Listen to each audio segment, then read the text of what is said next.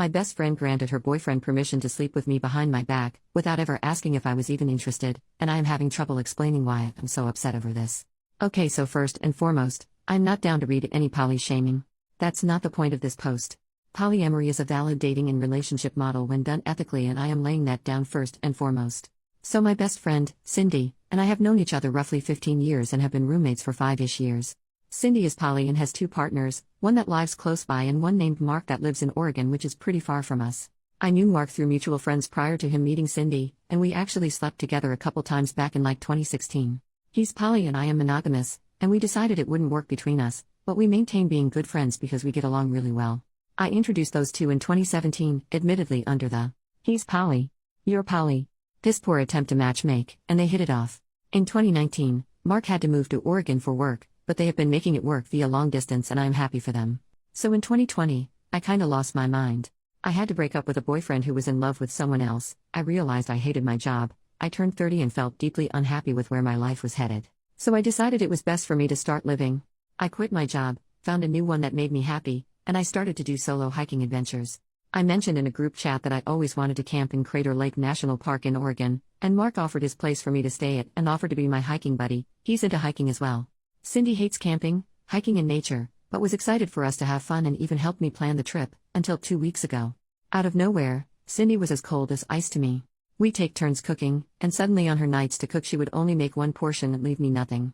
She was short in conversation, didn't want to hang out with me in shared areas at all, and just seemed like she was pissed. I asked her if something was wrong, and she straight up ignored me.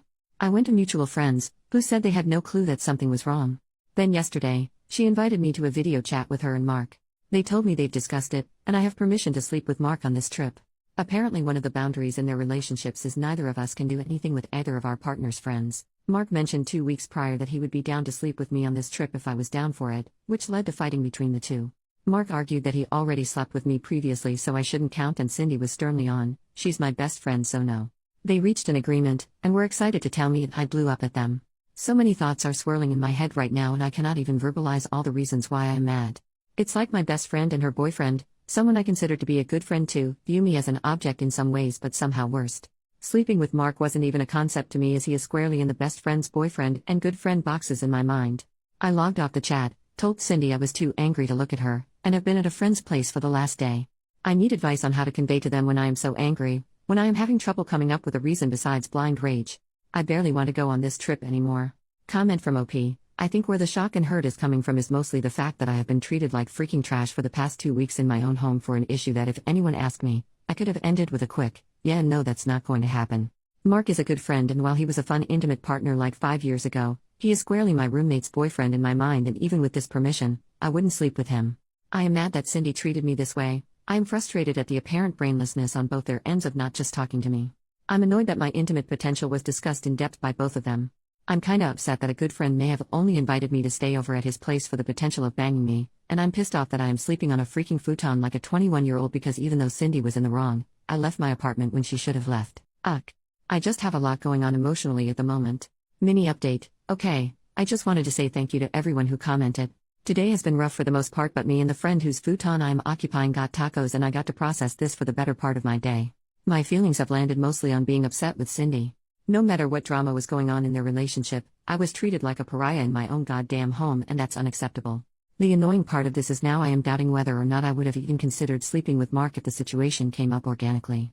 My friend who I am staying at, she's also poly. I am one of the few mono people in my immediate friend group, hence why I was really harsh in my post about not accepting poly hate because those are my people. My friend asked me how I would have preferred this situation playing out.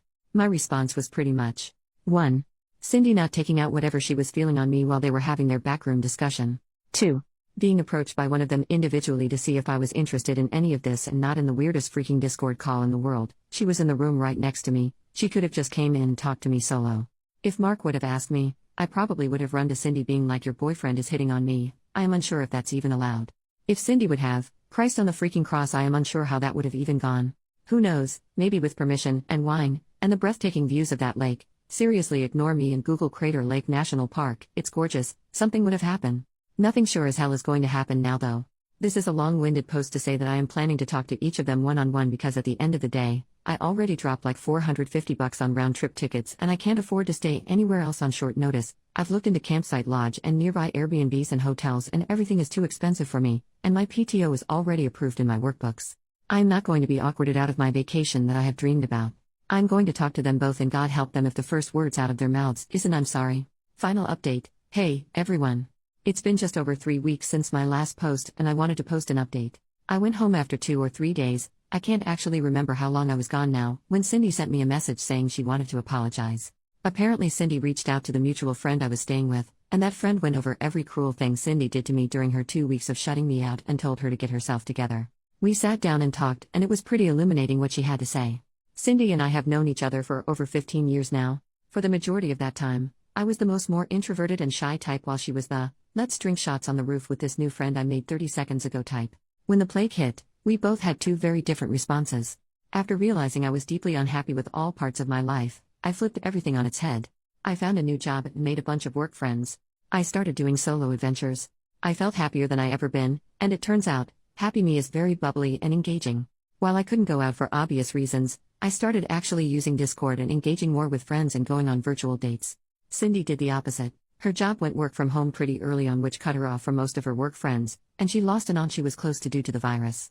Cindy works customer service at an online store, so after 8 hours on the phone in front of a computer, she doesn't want to Zoom or Discord or message anyone from the exhaustion of it all.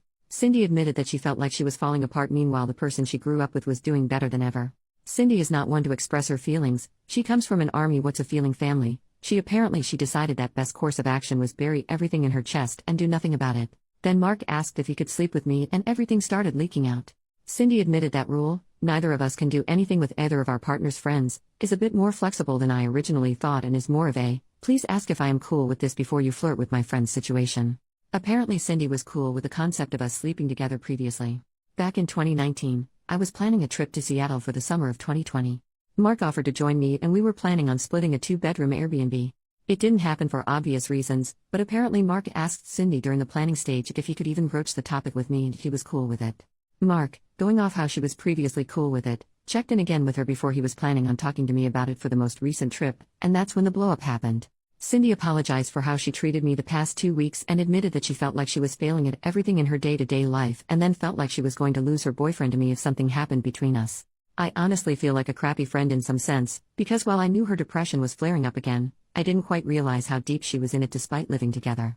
I did stand my ground on the fact that while her feelings are valid, the way she treated me wasn't, and that type of behavior cannot happen again.